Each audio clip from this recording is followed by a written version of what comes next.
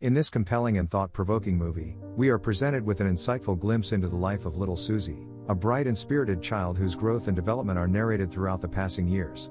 However, tragically, the innocence of Susie's childhood is shattered when she falls victim to a heinous crime, being kidnapped and ruthlessly murdered by none other than one of her own neighbors when she reached the tender age of 14. This profoundly disturbing revelation serves as a reminder of the alarming vulnerability children often face, as they can easily be lured into dangerous situations that jeopardize their safety and well-being. As the intricate plot unfolds, we are compelled to confront the grim reality that sometimes the greatest threats come from unexpected sources, from those we trust and believe to be close to us. This heartbreaking twist serves as a chilling wake-up call, reminding us that danger can lurk in the most unassuming places, highlighting the pressing need for vigilance and awareness when it comes to protecting children. By shedding light on the ease with which children can be abducted and manipulated into perilous circumstances, it acts as a cautionary tale and a valuable educational tool, specifically targeted towards young viewers. We can see Susie going through the normal progression of a young teenager, exploring different hobbies and creativities, especially with photography and arts. She experiences her first crush with a boy who looks twice her age, which begs the question as to who the real predator is. Bruh. She is asked out on a date at the weekend by the boy who is clearly way too old for her, but she accepts anyways, and we can clearly see her passion and excitement. Excited for Saturday, she begins her journey home with a bright smile on her face. Bombastic side eye. While her family await her return for dinner, Susie drops an important letter and chases after it in a crop field. She runs into her neighbor, Mr. Harvey. He recognizes her and greets her, putting on a friendly facade, despite looking like the embodiment of a sexual predator. Which of course, he is. I think anyone who isn't an NPC would take one look at this guy's glasses and mustache and run the other way, but this millennial falls for one of the oldest tricks in the book. Mr. Harvey tells Susie he wants to show her a cool new hideout that he built for all the kids in the neighborhood. Susie falls for the trick and follows him, getting closer. She points out that she can't see the building he's talking about, giving the second biggest sign that you should probably run like Usain Bolt. He opens a trap door to reveal a hidden bunker. Susie's momentary lack of judgment along with Mr. Harvey's manipulation leads to her ultimate demise as she descends the ladder, walking right into his trap. Meanwhile, her parents at home are angry and upset that she is late home, unknowingly that her daughter is in danger, completely oblivious to the situation she finds herself in. Susie soon realizes the trouble she is in when Mr. Harvey starts to make strange noises along with complimenting her strangely, prompting her to take her coat off and telling her that no adults are allowed. Susie plays along coyly, the words trembling in her throat as she tries to manipulate her way out. Sadly, however, it is too late and there is nothing for her that can be done. It was at this moment that he knew. He fucked up. The parents go out to look for Susie and call the police to report her missing. Within the next few days, the police find Susie's hat in the crop field. It is further revealed upon discussion with the parents that a large amount of blood was found, confirming that Mr. Harvey killed her. The police start investigating the neighbors, trying to get as much information as possible. Meanwhile, Mr. Harvey is destroying all the evidence, but when he sees the investigators, he rushes to make a decoy, showing his evil and meticulous nature. They ask him a few questions, particularly aiming at the clothes she was wearing, attempting to see if he had identified her on the day she was last seen. Upon looking at the picture of Susie, he notices her bracelet in the photo and looks up to find that he forgot to destroy it as it sits on the desk in the far room. He distracts the investigators so that he can put it in his pocket while they aren't looking, and he later disposes of it, throwing it away. In the realm of the afterlife, Susie, consumed by a seething fury and profound anguish over her untimely demise, finds herself incessantly dwelling upon the boy she was destined to meet. Her heart aches with the crushing realization that her vibrant existence was unjustly snatched away. As an entire year passes by, the haunting mystery surrounding Susie's murder remains unsolved, perpetually tormenting her grieving family and amplifying their distress to unbearable levels. Amidst the relentless search for answers, Susie's sister starts to harbor growing suspicions towards a certain individual, Mr. Harvey. Intrigued by his peculiar behavior in his secluded dwelling, she becomes increasingly convinced that he may hold a dark secret.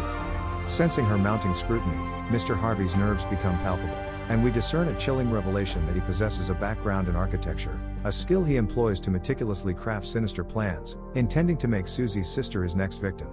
While still on the search for his daughter, needing closure, he still cannot come to find any evidence or come any closer. Upon looking at some old photos Susie took, he remembers an encounter they had with Mr. Harvey when they first met and recalls his odd behavior and specific attentiveness to his daughter. He takes a trip to Mr. Harvey's rose bush and stares in anguish. He goes to leave but hears Mr. Harvey drop a pile of sticks on the ground, being jump scared by the ghost of Susie.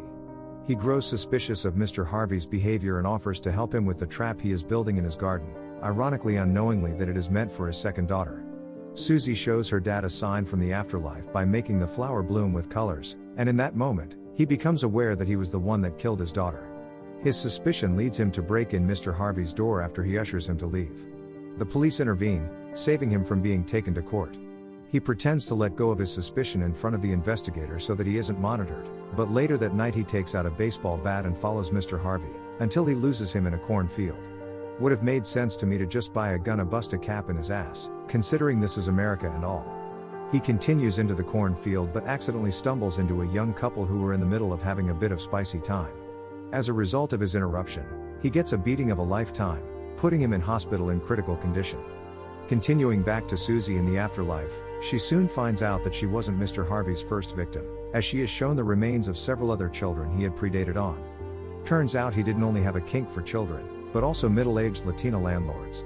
He had killed many children, the youngest being 6 years old. Mr. Harvey is a tourist murderer, killing every person in a different state and fleeing afterwards.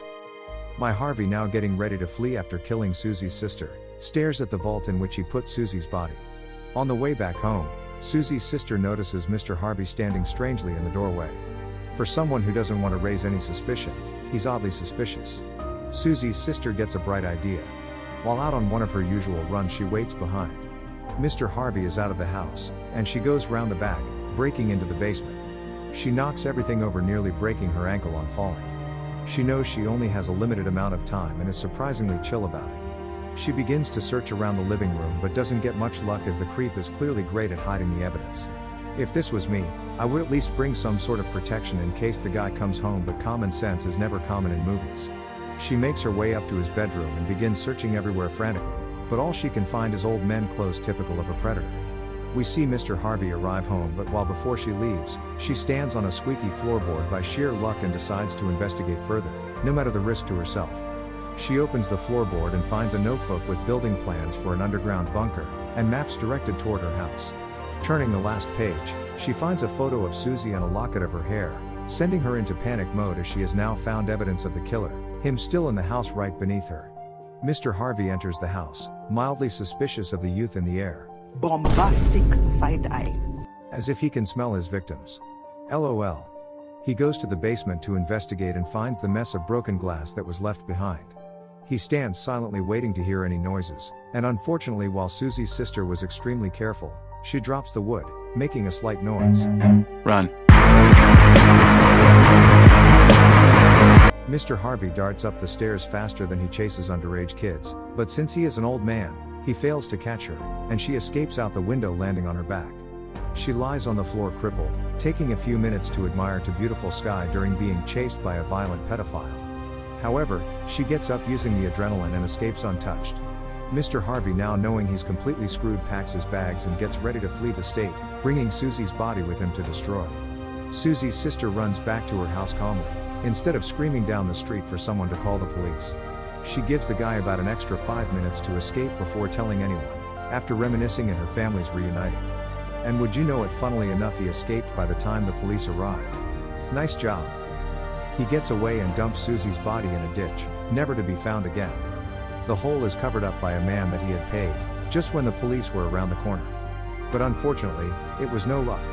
Although he is not caught, many years later he would face an even worse demise and justified end. Upon trying to make another victim in his older days, he fails to manipulate this wise Gen Z genius.